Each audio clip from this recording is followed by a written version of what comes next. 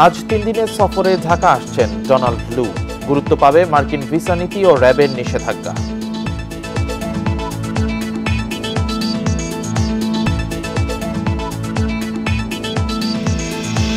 শাস্তির বিধান রেখে আসছে স্বাস্থ্য সুরক্ষা আইন। চিকিৎসায় অবহেলা, হামলা হবে শাস্তিযোগ্য অপরাধ।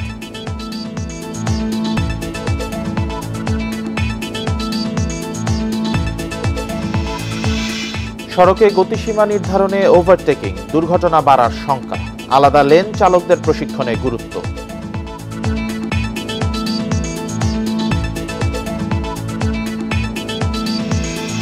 খাদ্যে মূল্যস্ফীতি 10.22%। ডলারের দর বৃদ্ধিতে আরও বাড়ার শঙ্কা অর্থনীতিবিদের।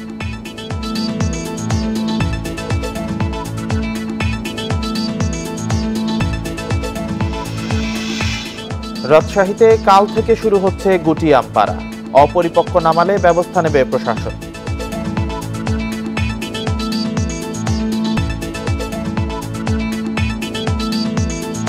স্বাগত ইন্ডিপেন্ডেন্ট সংবাদে। আপনাদের সাথে আছি আমি রাকিব আহমেদ এবং আমি জান্নাতুল ফেরদৌস রুবা। এতক্ষণ শিরোনাম জানাচ্ছিলাম, এবার বিস্তারিত।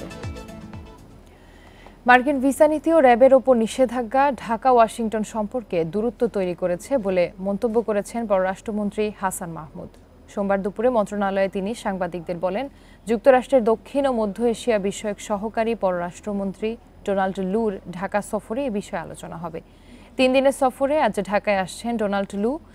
এই সফরে দুই দেশের মধ্যকার অর্থনৈতিক সম্পর্ক আরও এগিয়ে নিতে আলোচনা হবে বলে জানান পররাষ্ট্রমন্ত্রী। বলেন, ভিসা নীতি সহজ করা, র্যাব কর্মকর্তাদের ওপর মার্কিন নিষেধাজ্ঞা তুলে নেওয়া সহ দ্বিপাক্ষিক নানা বিষয়ে গুরুত্ব দিচ্ছে ঢাকা। বুধবার পররাষ্ট্রমন্ত্রীর সঙ্গে সৌজন্য সাক্ষাৎ করবেন ডোনাল্ড লু। পররাষ্ট্র সচিবের সঙ্গেও বৈঠকের কথা রয়েছে। এছাড়া প্রধানমন্ত্রীর বেসরকারি শিল্প ও বিনিয়োগ বিষয়ক উপদেষ্টা সালমান এফ রহমানের সঙ্গে বৈঠকের পাশাপাশি সুশীল সমাজের প্রতিনিধিদের সঙ্গেও বসবেন ডোনাল্ড লু।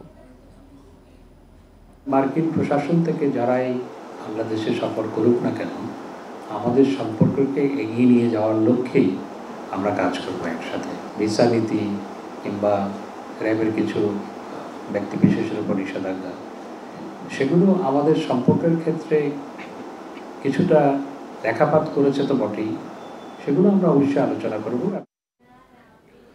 চিকিৎসায় অবহেলা বা এ কারণে হাসপাতালে হামলা হতে যাচ্ছে শাস্তিযোগ্য অপরাধ। এছাড়া অফিস সময়ে বেসরকারি প্রতিষ্ঠানে কাজ করলে জরিমানা দিতে হবে চিকিৎসকদের। আর জরুরি বিভাগ না থাকলে হাসপাতালকে গুনতে হবে 5 লাখ টাকা জরিমানা। এসব ধারা সংযুক্ত করে আসছে নতুন স্বাস্থ্য সুরক্ষা আইন। ভুল চিকিৎসার অভিযোগে রোগীর মৃত্যু, আবার ঠুনকো কারণে চিকিৎসকের উপর হামলা, এমন ঘটনা ঘটে হরহামেশাই। তাই স্বাস্থ্য খাতে শৃঙ্খলা ফেরাতে 2014 সালে উদ্যোগ নেওয়া হয় আইন তৈরির। তবে রোগী চিকিৎসক সব পক্ষের আপত্তির কারণে 3 বার বদলায় আইনের নাম। সবশেষে আইনের নাম রাখা হয়েছে স্বাস্থ্যসেবা ও সুরক্ষা আইন। যারা আইনগুলো প্রণয়নের সাথে থাকেন আসলে তারা আবার কিছু কিছু জিনিস চাপিয়ে দেওয়ার চেষ্টা করেন, যেগুলো আবার এই চিকিৎসা ব্যবস্থাকে বাধাগ্রস্ত করতে পারে, ক্ষতিগ্রস্ত করতে পারে। এই জায়গাগুলো মানে অ্যাড্রেস করা দরকার। এবং এইটাই হচ্ছে যে আমার কাছে ধারণা যে আপনার এখন এই আইনটা প্রলম্বিত হচ্ছে। আইনের খসড়ায় আছে, হাসপাতাল বা সেবাদানকারীর অবহেলা শাস্তিযোগ্য অপরাধ। হাসপাতাল বা চিকিৎসকের উপরে হামলাও একই অপরাধ। সরকারি হাসপাতালের চিকিৎসক অফিস সময়ে বেসরকারি হাসপাতালে বসলে জরিমানা গুনতে হবে চিকিৎসক ও কর্তৃপক্ষকে। জরুরি বিভাগ না থাকলে 5 লাখ টাকা জরিমানা হবে হাসপাতালের। বেসরকারি হাসপাতালে বিনামূল্যে শয্যাসহ ছাড় পাবেন মুক্তিযোদ্ধা, দরিদ্র ও প্রতিবন্ধী রোগীরা।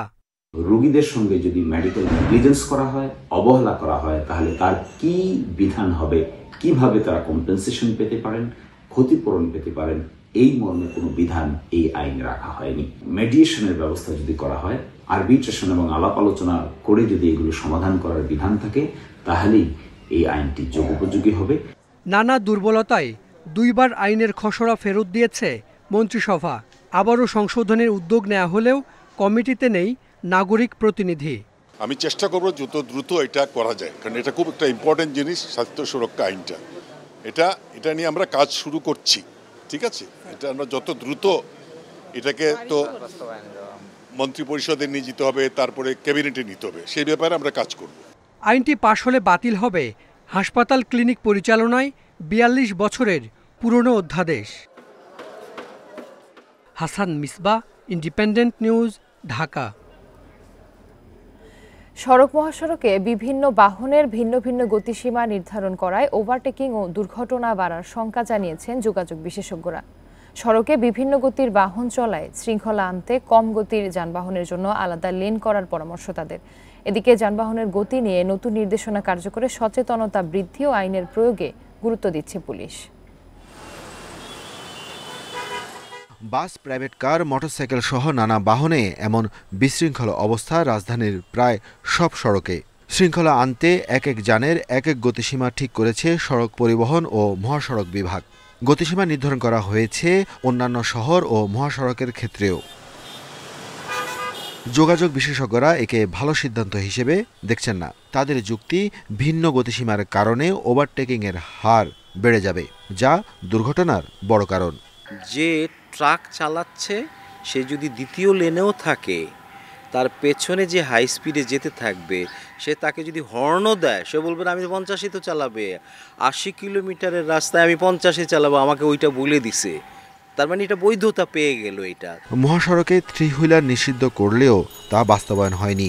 যানবাহনের গতিসীমা বেঁধে দেওয়ার বিষয়টিও একই পরিণতি হতে পারে বলে শঙ্কা বিশেষজ্ঞদের। যেই অনুমোদনটা দেওয়া হলো, এইটা সড়কের বিশৃঙ্খলা আরও বাড়াবে, গতির পার্থক্য আরও বাড়াবে, গতির পার্থক্যের জন্য এই দুর্ঘটনা ঘটে। সুতরাং দুর্ঘটনা ঘটার আরেকটা রেসিপি আমরা দিয়ে দিলাম। নতুন নির্দেশনা না মানায় চলতি মাসের ৫ থেকে ১০ তারিখের মধ্যে সারা দেশে প্রায় ৯০০ মামলা করেছে হাইওয়ে পুলিশ। ওভারটেকিংয়ের দুর্ঘটনার ঝুঁকি কমাতে সচেতনতা আর আইন প্রয়োগে গুরুত্ব দিচ্ছে শৃঙ্খলা বাহিনী। যারা ভায়োলেট করছে, ওভার স্পিড করছে, তাদেরকে কিন্তু আমরা আইনের আওতায় আনছি। হাজার হাজার প্রসিকিউশন আমাদের দেয়া হচ্ছে, এবং এভাবে আমরা আরও অন্যান্য জেলা পুলিশ, মেট্রো পুলিশ সবাই একইভাবে আরও একসাথে যদি কাজ করে, বিআরটির ম্যাজিস্ট্রেটরা যদি কাজ করে, অন্য জেলা ম্যাজিস্ট্রেটরা যদি কাজ করে, তাহলে পরে এগুলো এনফোর্সমেন্ট আরও বৃদ্ধি করা যাবে। বিশেষজ্ঞদের মতে গতি কমিয়ে দুর্ঘটনা রোধের চেয়ে উন্নত সড়ক ব্যবস্থাপনা, ফিটনেসবিহীন গাড়ি তুলে দেয়া এবং চালকদের প্রশিক্ষণে গুরুত্ব দেওয়া প্রয়োজন। Arafatur Rahman, independent news, Dhaka. রাজশাহী বিশ্ববিদ্যালয়ে ছাত্রলীগের দুই পক্ষের সংঘর্ষের পর থমথমে অবস্থা পুরো ক্যাম্পাসে। ঘটনার সময় প্রাণঘাতী অস্ত্র প্রদর্শিত হলেও এসবের একটিও উদ্ধার করতে পারেনি পুলিশ। এতে উৎকণ্ঠায় রয়েছে সাধারণ শিক্ষার্থীরা। তাদের অভিযোগ, প্রশাসনের নমনীয়তায় শান্ত ক্যাম্পাসকে অস্থিতিশীল করার চেষ্টা করছে ছাত্রলীগ। গত শনিবার রাজশাহী বিশ্ববিদ্যালয়ের সোহরাওয়ার্দী হলের গেস্ট রুমে বসা নিয়ে দ্বন্দ্ব। এক পর্যায়ে সংঘর্ষে জড়ায় ছাত্রলীগের দুই পক্ষের নেতাকর্মীরা। এখন পর্যন্ত কারো বিরুদ্ধে কোনো ব্যবস্থা নেওয়া হয়নি। তারপরও নেতারা বলছেন, দলীয় শৃঙ্খলা ভঙ্গ করলে সাংগঠনিক ব্যবস্থা নেওয়ার কথা। তাদের সাথে কথা বলা হচ্ছে এবং বিশ্ববিদ্যালয় প্রশাসন, আইন শৃঙ্খলা বাহিনীদের কাছেও আমরা অনুরোধ করেছি যে বিশ্ববিদ্যালয়কে যারা অস্থিতিশীল করার চেষ্টা করবে, সে যেই হোক, তাদের বিরুদ্ধে যেন বিশ্ববিদ্যালয় প্রশাসন এবং আইন শৃঙ্খলা বাহিনী ব্যবস্থা নেয়। ঘটনার পর থেকে ক্যাম্পাসে বিরাজ করছে থমথমে পরিবেশ। উদ্বেগ উৎকণ্ঠায় রয়েছেন সাধারণ শিক্ষার্থীরা। ক্যাম্পাসকে অশান্ত করার জন্য প্রশাসনের নমনীয়তাকেই দুষছেন তারা। সাধারণ শিক্ষার্থী হিসেবে আমরা চাই আমাদের ক্যাম্পাসটা শিক্ষাবান্ধব এবং ঝামেলামুক্ত হোক, কারণ যখন ঝামেলা হয় কোনো, তখন আমাদের পরিবার থেকেও বাবা মারা টেনশন করে। আমাদের বিশ্ববিদ্যালয়ের যে স্বাভাবিক পরিবেশ, এটা পুরোটা বিঘ্ন ঘটাচ্ছে এই ছাত্রলীগ এককভাবে। অন্য কোনো দলগুলোকে বিশ্ববিদ্যালয় কিন্তু তাদের স্বাভাবিক কার্যক্রম করার সুযোগ দিচ্ছে না। এসব অভিযোগের সাথে একমত না হলেও শিক্ষার্থীদের হাতে অস্ত্রের বিষয়টি উদ্বেগজনক বলছেন উপাচার্য। ছাত্রীদের সাথে আমরা এই জিনিসগুলো আমরা দেখতে কেউই কিন্তু কমফোর্ট ফিল করি না। সেটা ছাত্রের মা বাবাও যদি দেখে, তারাও কোনোদিন প্রত্যাশা করবে না, আর আমরা তো করি না। ঘটনার সময় শিক্ষার্থীদের হাতে প্রাণঘাতী অস্ত্র দেখা গেলেও একটিও উদ্ধার করা যায়নি। শিক্ষার্থীদের বিষয়টি স্পর্শকাতর হওয়ায় প্রতিটি ঘটনা গুরুত্ব দিয়ে দেখার কথা জানিয়েছে পুলিশ। বিশ্ববিদ্যালয় একটি স্পর্শকাতর জায়গা, পদক্ষেপ নিতে গেলে অবশ্যই বিশ্ববিদ্যালয় কর্তৃপক্ষের মাধ্যমেই সে নিতে হয়, এবং আমরা তাদের সাথে সুসমন্বয় রেখেই আমরা আমাদের পুলিশি কার্যক্রম আমাদের বজায় রেখেছি। শিক্ষা প্রতিষ্ঠানে জ্ঞান চর্চার পরিবেশ নিশ্চিত করতে এবং নিরাপত্তার বিষয়টি সর্বোচ্চ অগ্রাধিকার দেওয়ার দাবি সাধারণ শিক্ষার্থীদের। Mustafizur Rahman, independent news, Rajshahi. SSC পরীক্ষায় 65% লিখিত ও 35% শ্রেণীভিত্তিক মূল্যায়ন হবে, এমন পরিকল্পনা শিক্ষা মন্ত্রণালয়ের। মূল্যায়নের জন্য গঠিত কমিটির সুপারিশেই এই পরিকল্পনা। এ বিষয়ে চূড়ান্ত সিদ্ধান্ত হবে শিগগিরই। সোমবার দুপুরে শিক্ষা মন্ত্রণালয়ের নীতি নির্ধারণী পর্যায়ের সভা শেষে এ তথ্য জানা যায়। চলতি বছর থেকে মাধ্যমিক পর্যায়ে ষষ্ঠ থেকে নবম শ্রেণীর কার্যক্রম চলছে নতুন শিক্ষাক্রমে, যাতে শ্রেণীভিত্তিক মূল্যায়নের উপরই জোর দেওয়া হচ্ছে বেশি। বিষয়টি নিয়ে নানা মহলে শুরু হয় সমালোচনা। এর পরিপ্রেক্ষিতে মূল্যায়ন পদ্ধতি কি হবে তা নিয়ে গঠন করা হয় একটি কমিটি, যারা লিখিত 50 ও শ্রেণীভিত্তিক মূল্যায়ন 50% করার সুপারিশ করে। তবে এ নিয়ে শিক্ষা মন্ত্রণালয়ে নীতি নির্ধারণী বৈঠকে লিখিত 65 ও শ্রেণীভিত্তিক মূল্যায়ন 35% করার পক্ষে মত আসে। কমিটির সুপারিশ অনুযায়ী একই পদ্ধতিতে হবে ত্রৈমাসিক ও বার্ষিক মূল্যায়ন। জাতীয় শিক্ষাক্রম ও পাঠ্যপুস্তক বোর্ড বলছে মূল্যায়ন নিয়ে আরও বিশ্লেষণ হবে। পার্সেন্টেজ কি কমানো যায় কি না, বাড়ানো যায় কি না, এইটা প্রথমবার একটু কমায়, দ্বিতীয়বার একটু বাড়ায়, এইসব নিয়ে একটা পর্যালোচনামূলক সভা হয়েছে। 2026 সাল থেকে নতুন শিক্ষাক্রম অনুযায়ী এসএসসি পরীক্ষা হবে। শিক্ষা বোর্ড বলছে এনসিটিপি পদ্ধতি চূড়ান্ত করলে সে অনুযায়ী বাস্তবায়নের জন্য ব্যবস্থা নেবেন তারা। মূল্যায়নটা নির্ধারিত হবে, সেটা অনুমোদন পেলে পরে আমাদের এনসিটিপি আমাদের পাবলিক এক্সামিনেশনের মূল্যায়নের উপরে একটা গাইডলাইন তৈরি করবে, একটা ম্যানুয়াল তৈরি করবে। শিক্ষা গবেষকরা বলছেন বর্তমান শিক্ষাক্রমে বেশ কয়েকটি বিষয়ে ব্যবহারিকের 25 নম্বর শিক্ষকদের মূল্যায়নে।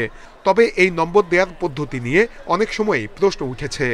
অন্যান্য মেজারমেন্টগুলো যদি ঠিক থাকতো, অর্থাৎ শিক্ষক যদি কোয়ালিফাইড হতো, শিক্ষক যদি প্রভাবশালীদের দ্বারা প্রভাবিত না হতো, সমাজে দেখা গেল যে কেউ প্রভাবশালী, তার সন্তানের জন্য সে ফোন করলো, এখন শিক্ষক ভয়ে না তাকে নাম্বার বাড়াই দিল, এই রিস্কগুলো তো রয়ে গেল।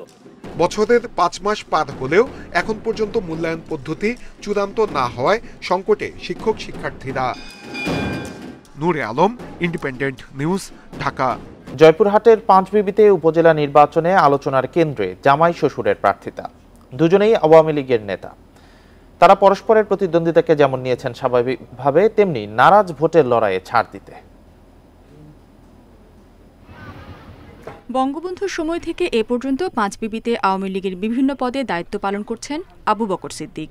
জীবনের পরন্তবেলায় এসে জনপ্রতিনিধি হিসেবে জনগণের সেবা করতে চান তিনি। এবারই প্রথম উপজেলা নির্বাচনে লড়ছেন চেয়ারম্যান পদে। তবে ভোটের মাঠে আবু বকর সিদ্দিককে প্রতিদ্বন্দ্বিতা করতে হচ্ছে তার জামাই সায়েদ জাফর সুমন চৌধুরীর সঙ্গে। উপজেলা আওয়ামী লীগের যুগ্ম সাধারণ সম্পাদক সুমন চৌধুরী ছাত্রজীবন থেকেই রাজনীতিতে জড়িত। মাঠে পাল্লা দিয়ে প্রচার চালাচ্ছেন জামাই শ্বশুর দুজনেই। ভোটে পরস্পরের প্রার্থিতার বিষয়টিকে স্বাভাবিকভাবেই নিচ্ছেন তারা। গণতান্ত্রিক অধিকার আছে, সেও দাঁড়াতে পারে, সে দাঁড়িয়েছেন। এখানে আমার কোনো দ্বিধাদ্বন্দ্ব নেই বা কিছু নেই, তার ভোট সে করবে, আমার ভোট আমি করব। জনগণ যাকে ম্যান্ডেট দেবে সেই হবে, এখানে আমাদের কোনো দ্বন্দ্ব নেই। তরুণ প্রজন্মকে সাথে নিয়ে কাজ করতে চাই, আমি খুব ভালো সাড়া পাচ্ছি। তো ভোটের মাঠে এখানে দেখা যাবে যে অনেক প্রার্থী রয়েছে, বন্ধু বান্ধব আত্মীয় স্বজন অনেকেই থাকতে পারে, সবাই প্রতিদ্বন্দ্বী। আমরা এখানে গণতান্ত্রিক অধিকার হিসেবে সবাই নির্বাচন করতে এসেছি। পাঁচবিবিতে উপজেলা নির্বাচনে আরও 4 জন প্রার্থী থাকলেও মূল আলোচনা জামাই শ্বশুরের ভোটের লড়াই। হাড্ডাহাড্ডি লড়াই হচ্ছে। সিদ্দিক মণ্ডল একজন ভালো লোক, সে থানা আওয়ামী লীগের সভাপতি। সুমন চৌধুরী সিদ্দিক মণ্ডলের জামাই, সেও একজন ভালো, সে একজন শিক্ষক মানুষ। জামাই শ্বশুরের কেউ নাকি বাকি 4 প্রার্থীদের মধ্যে কাউকে চেয়ারম্যান হিসেবে বেছে নেবেন পাঁচবিবিবাসী, তা জানতে অপেক্ষা করতে হবে 21 মে পর্যন্ত। Independent news. এ নিয়ে আরো জানাতে জয়পুরহাট থেকে যুক্ত হয়েছেন সহকর্মী আবেদুল মোমেন মুনি। আবেদুল, ক্ষমতাসীন দলের 2 জন চেয়ারম্যান প্রার্থী যারা সম্পর্কে জামাই শ্বশুর, আসলে ভোটের লড়াইয়ে তারা কতটা প্রতিদ্বন্দ্বিতাপূর্ণ করতে পারবেন এবারে ভোটের লড়াই, আর আরো যে চেয়ারম্যান প্রার্থীরা রয়েছেন তারা আসলে কতটুকু ভোটের সমীকরণে প্রভাব ফেলতে পারেন?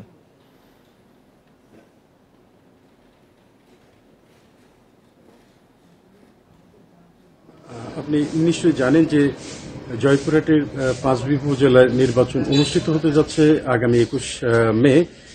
এটা দ্বিতীয় ধাপের নির্বাচন। এই নির্বাচনে মোট পাঁচবিবিতে 6 জন চেয়ারম্যান প্রার্থী প্রতিদ্বন্দ্বিতা করছেন।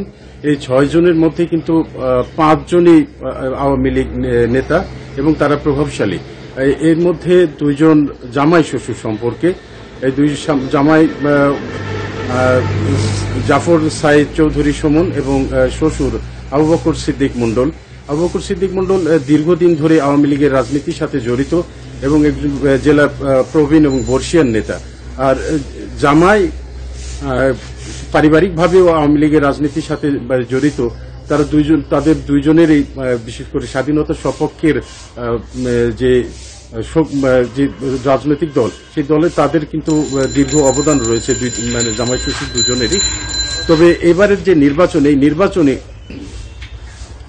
জামাই শ্বশুর একসাথে দাঁড়ার পর ভোট কিন্তু তাদের একই দলের এবং ভোট স্বাভাবিক কারণে বিভক্ত হওয়ার আশঙ্কা রয়েছে। সেক্ষেত্রে এখানে অন্যান্য যে দল বা অন্যান্য যারা দাঁড়িয়েছে প্রার্থী এবং আরেকজন নির্দলীয় একজন নারী প্রার্থী দাঁড়িয়েছে, বিশেষ করে যদি জামাই শ্বশুর কেউ কাউকে ছাড় না দেয় তাহলে ভোটের 2 দলে বিভক্ত হওয়ার আশঙ্কা রয়েছে। এবং এ ব্যাপারে জামাই শ্বশুরের সাথে আমি কথা বলেছি, তারা বলছেন কিন্তু যে গণতান্ত্রিক এই যুগ, যারা সাধারণ ভোটাররা সক্ষমতায় যাকে বিবেচনা করবে তাকেই কিন্তু তারা ভোট দিবেন এবং তার জয়ের ব্যাপারে তারা কিন্তু একেবারেই আশাবাদী, দুজনেই আশাবাদী যে তাদের কি মেরুকরণী কি হিসাব নিকাশে তারা বিশেষ করে প্রতিদ্বন্দ্বিতা করছে এবং জয়ের ব্যাপারে আশাবাদী একান্ত তারাই ভালো জানেন। কিন্তু এই সাধারণ ভোটারদের সাথে কথা বলে দেখেছি যে জামাই শ্বশুর প্রতিদ্বন্দ্বিতা করার কারণে এবং একই সাথে আওয়ামী লীগের এতগুলো প্রার্থী দাঁড়ার কারণে এবং অপরদিকে একজন নারী প্রার্থী আছে, সুবিধা কিন্তু সহজেই অনুমান করছেন সাধারণ ভোটাররা। তো আমার কাছে জামাই শ্বশুরের এই নির্বাচন নিয়ে এই ছিল সর্বশেষ তথ্য। জি, উপজেলা নির্বাচন নিয়ে জয়পুরহাট থেকে জানাচ্ছিলেন সহকর্মী আবেদুল মনি। সংসদ সদস্যদের আমদানি করা গাড়িতে 25% আমদানি শুল্ক আরোপ করার পরিকল্পনা হচ্ছে। আগামী বাজেটে এ সংক্রান্ত প্রস্তাব করা হতে পারে। এর ফলে সংসদ সদস্যদের শুল্কমুক্ত গাড়ির সুবিধা আর থাকবে না। 36 বছর ধরে সংসদ সদস্যরা এই সুবিধা পেয়ে আসছেন। এনবিআর এর সূত্রগুলো বলছে, ফলে সরকার বিপুল পরিমাণ রাজস্ব হারাচ্ছে। তাই প্রথম দফায় 25% আমদানি শুল্ক বসানো হতে পারে, তবে সম্পূরক শুল্ক সহ অন্যান্য কর মওকুফ থাকবে। সংসদ সদস্যদের আনা গাড়ির উপর আমদানি শুল্ক বসালেও তারা অন্যান্য সুবিধা পাবেন। আইএমএফ এর শর্তে সংসদ সদস্যদের এসব সুবিধা কিছুটা প্রত্যাহার করা হচ্ছে বলে জানা গেছে।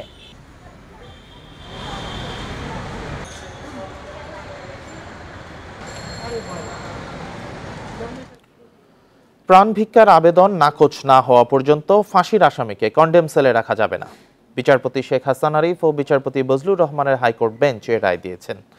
এক রিটের পরিপ্রেক্ষিতে আদালত বলছে, প্রথমে ফাঁসির রায় দেয়া হলেও পরবর্তী সময়ে উচ্চ আদালতে সেটি বহাল নাও থাকতে পারে, কিন্তু আসামিকে ততদিন পর্যন্ত কন্ডেম সেলে রাখা হয়, যা অমানবিক।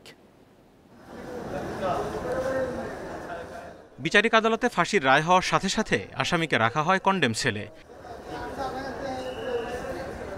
এরপর হাইকোর্ট, আপিল বিভাগ ও রাষ্ট্রপতির কাছে প্রাণ ভিক্ষা চাওয়ার প্রক্রিয়া শেষ হতে লেগে যায় 10 থেকে 12 বছর। তাই ফাঁসির রায় চূড়ান্ত না হওয়া পর্যন্ত কেন কন্ডেম সেলে রাখা হবে তা নিয়ে রিট করেন 3 আসামি। 2021 সালের রিটের উপর রুল জারি হয় 2022 সালে। এরপর কয়েক দফা শুনানির পর সোমবার রায় দিল হাইকোর্ট।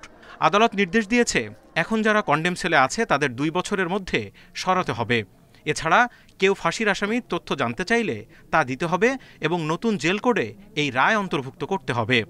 মৃত্যুদণ্ড চূড়ান্ত হওয়ার পূর্বে তাকে মৃত্যুদণ্ডাদেশপ্রাপ্ত আসামি বলা যাবে না এবং তাকে মৃত্যুর সেলে বন্দী রাখা যাবে না। হাইকোর্ট বিভাগে মৃত্যুদণ্ডপ্রাপ্ত আসামিদের জামিনের দরখাস্ত শুনানি হয় না। অন্যান্য আসামিদের মতোই এদের আপিলও, যাদের পেন্ডিং আছে হাইকোর্ট ডিভিশনে, তাদের বেইলের দরখাস্ত যেন শুনানি করা হয়। তবে হাইকোর্টের এই রায়ের বিরুদ্ধে আপিল করা হবে কিনা তা নির্ভর করছে সরকারের সিদ্ধান্তের ওপর।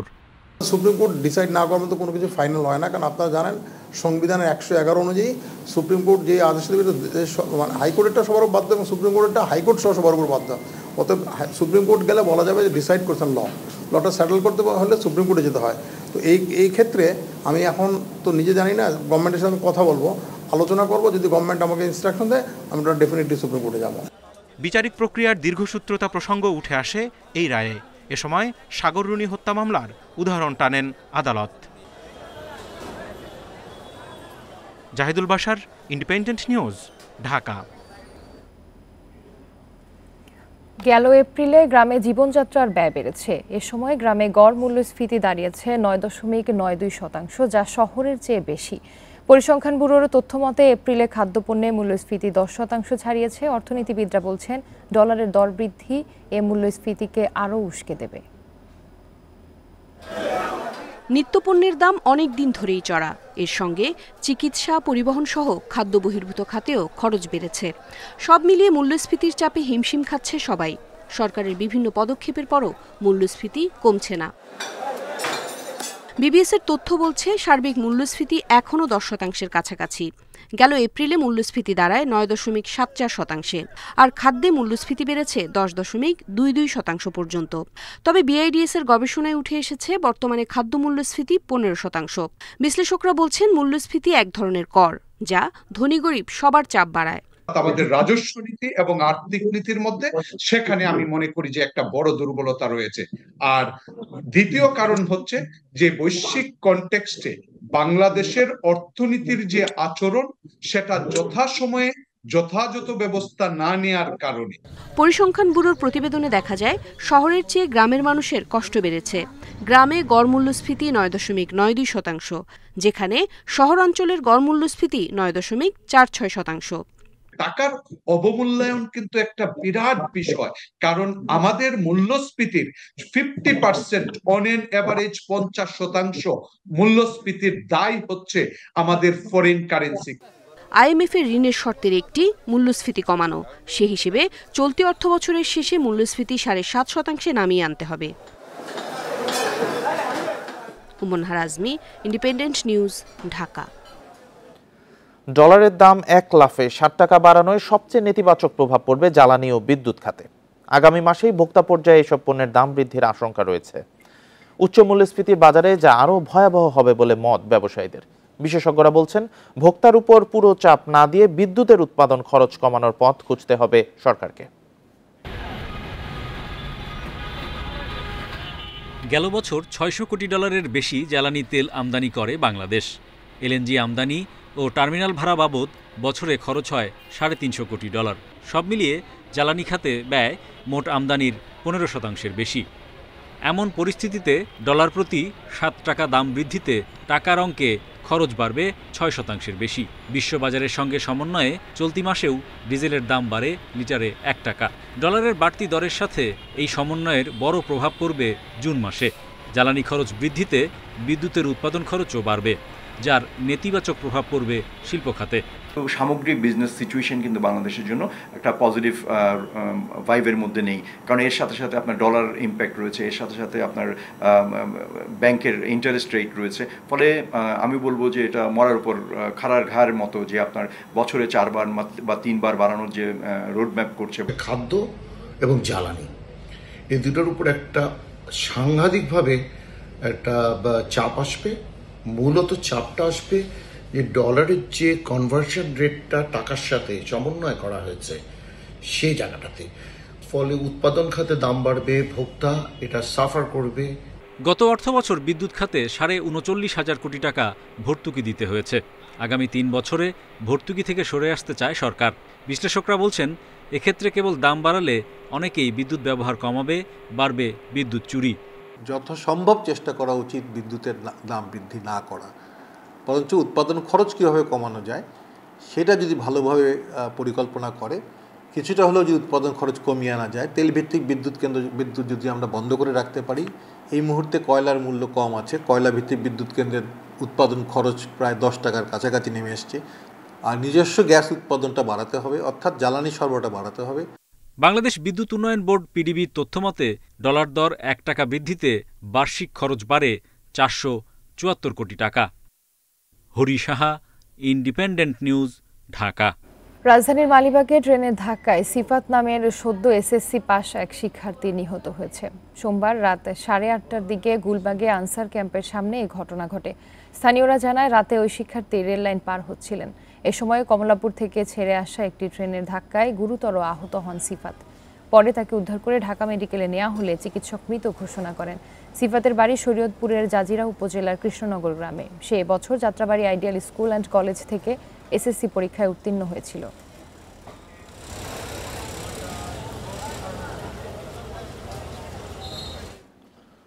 গুটি জাতের আম নামানোর মধ্যে দিয়ে রাজশাহীতে শুরু হচ্ছে মধুমাস। 15 মে থেকে পর্যায়ক্রমে নামানো হবে বিভিন্ন জাতের আম। নওগাঁতে শুরু হচ্ছে 22 মে থেকে। তবে অপরিপক্ক আম বাজারজাতের চেষ্টা করলে কঠোর ব্যবস্থা নেওয়ার কথা জানিয়েছে প্রশাসন। আর বৈরী আবহাওয়ার কারণে ফলন নিয়ে দুশ্চিন্তায় আছেন বাগানীরা। কয়েক বছর ধরেই পরিপক্ক আম বাজারজাতকরণে জাত বেঁধে তা নামানোর সময় ঠিক করে দিয়ে আসছে প্রশাসন। রাজশাহীতে 15 মে থেকে পারা হবে গুটি জাতের আম। পর্যায়ক্রমে গোপালভোগ, লক্ষণভোগ ও রানী পছন্দ 25 মে, হিমসাগর ও ক্ষীরসাপাত 30 মে, ল্যাংড়া 10 জুন, আম্রপালি ও ফজলি নামানো হবে 15 জুন। এই সময় নিয়ে সংশয়ে রয়েছেন ব্যবসায়ীরা। আসলে এটা পুরোপুরি যুক্তিগতভাবে এই টাইমটা ঠিক থাকে না। যেমন এখন বর্তমান যে আমাদের এলাকায় যে আমটা, আমের এখনো আঠি দড়াই নাই। গতবারের চাইতে অনেক দাম বেশি হবে, কারণ মার্কেটে আপনার আমদানি কম হবে। তবে অপরিপক্ক আম বাজারজাত করলে কঠোর ব্যবস্থা নেওয়ার কথা জানিয়েছেন জেলা প্রশাসক। আশা করি যে তারিখ ঘোষণা করা হলো, আমাদের সম্মানিত চাষি যারা রয়েছেন, ব্যবসায়ী যারা রয়েছেন, সেটি শতভাগ প্রতিপালন করবেন। কার্বাইড দিয়ে আম বাজারজাত করে রাজশাহীর দীর্ঘদিনের ঐতিহ্য এবং সুনাম ক্ষুণ্ণ করতে চান, তাদের বিরুদ্ধে প্রশাসনিকভাবে কঠোর ব্যবস্থা গ্রহণ করা হবে। নওগাঁয় আম পাড়ার তারিখ ঠিক করা হয়েছে 22 মে থেকে। তবে বৈরী আবহাওয়া এবং নানা সংকটে এবার আমের উৎপাদন নিয়ে দুশ্চিন্তায় আছেন বাগান মালিকরা। গরমের কারণে এবারকার আম প্রচুর আম ঝরে গেছে। লক্ষ্যমাত্রায় কোনো প্রভাব পড়বে না উল্লেখ করে কৃষি বিভাগ বলছে এবার নওগাঁ থেকে 500 মেট্রিক টন আম রপ্তানি হবে। রপ্তানিযোগ্য আমগুলো এই নির্ধারিত তারিখ থেকে আরও 10 দিন পর্যন্ত সংগ্রহ করে এই রপ্তানির যোগ্য আমরা জন্য বিবেচনা আনব। ফলন কম হওয়ায় গত বছরের তুলনায় এবার আমের দাম বৃদ্ধি পাবে বলে জানিয়েছেন আম চাষিরা। তাপস সরকার, ইন্ডিপেন্ডেন্ট নিউজ। এ নিয়ে আরো জানাতে নওগাঁ থেকে যুক্ত হচ্ছেন সহকর্মী সাদিকুল ইসলাম। সাদিকুল, 22 মে থেকে গুটি জাতের আম পাড়া দিয়ে শুরু হবে আম পাড়ার, তো বাগানীরা আসলে ফলন নিয়ে কি বলছেন?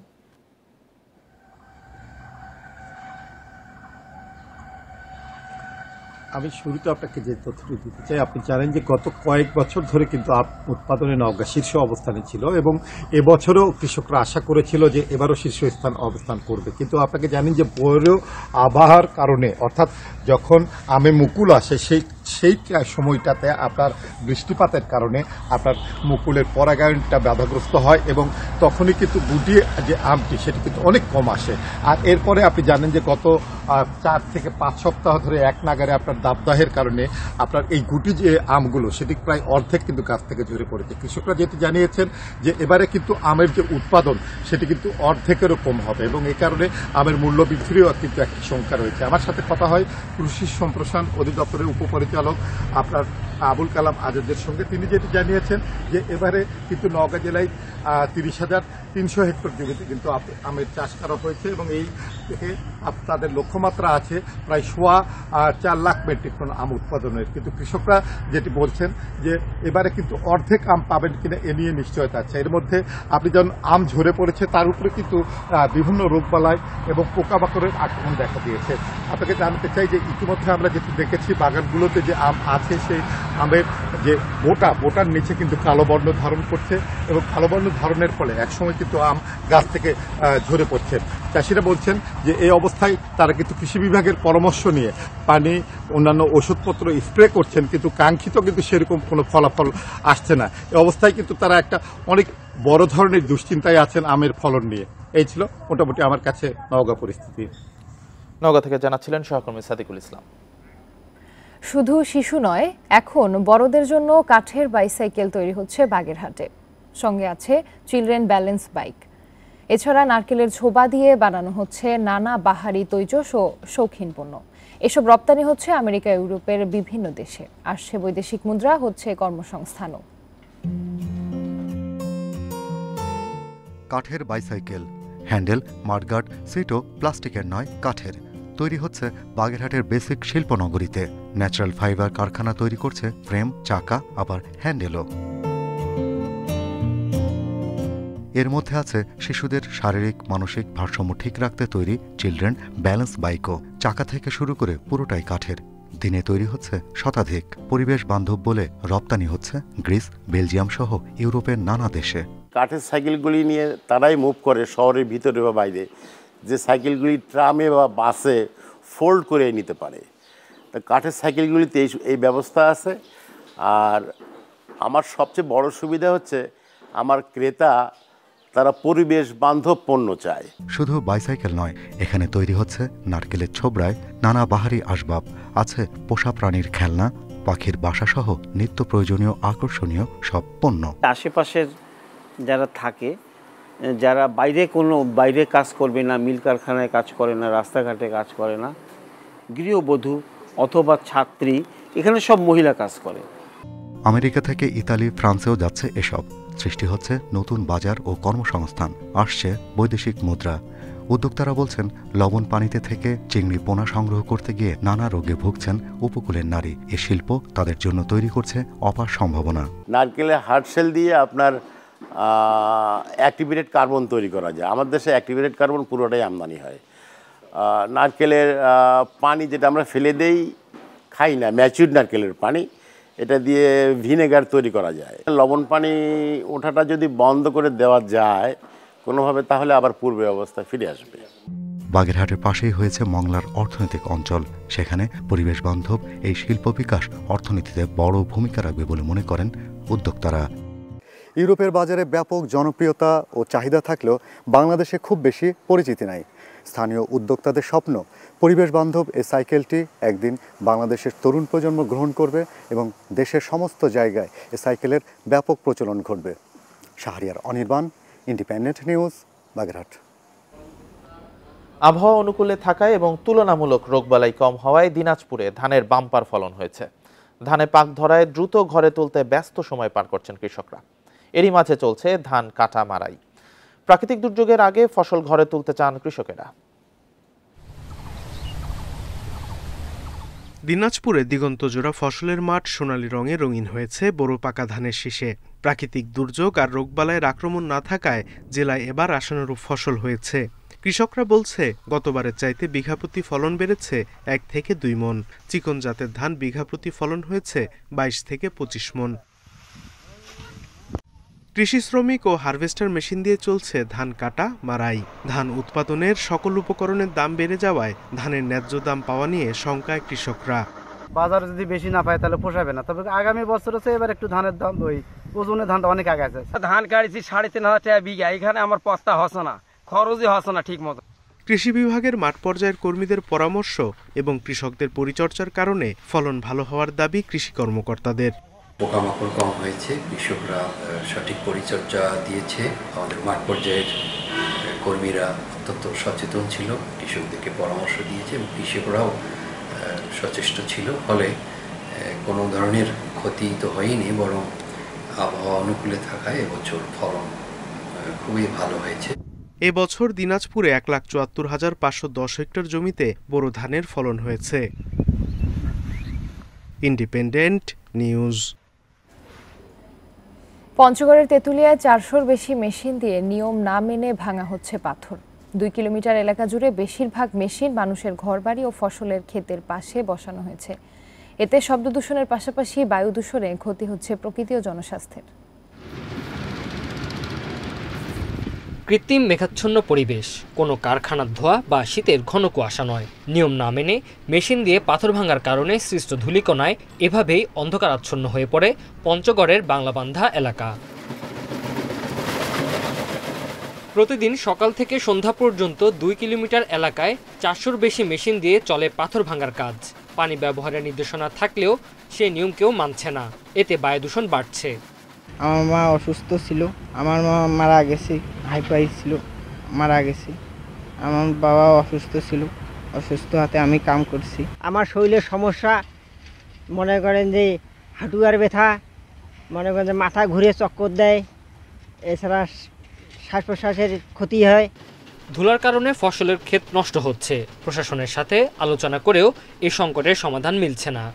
প্রত্যেকটি বাড়িতে ধুলার কারণে ধুলার স্তূপ পড়েছে, গাছের ফল ধরে না, গাছের ফলের মুকুল নষ্ট হয়ে যায়। আমরা একাধিকবার প্রশাসন সহ এটা নিয়ে আলোচনা করেছি।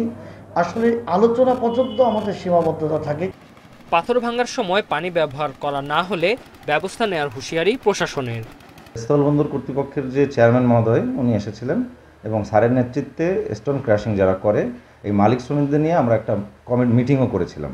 সেই মিটিংয়ে তাদের মোটিভেশন করা হয়েছে এবং এই সতর্কও করা হয়েছে যে তারা ওই যে স্টোন ক্র্যাশিংয়ের মধ্যে যদি পানি ইউজ না করে, যার ফলে পরিবেশের ক্ষতি হয়, তাহলে পরবর্তীকালে জেল এবং জরিমানা দেওয়া হতে পারে। পরিবেশ ও স্বাস্থ্য রক্ষায় বাংলা বান্ধায় নিরাপদ স্টোন ক্রাশিং জোন করার দাবি স্থানীয়দের। Independent news. আর এই ছিল এখনকার সংবাদে। ইন্ডিপেন্ডেন্ট টেলিভিশনের সব খবর বিস্তারিত জানতে চোখ রাখুন ফেসবুক, ইউটিউব, এক্সে। এতক্ষণ সাথে থাকার জন্য সবাইকে ধন্যবাদ।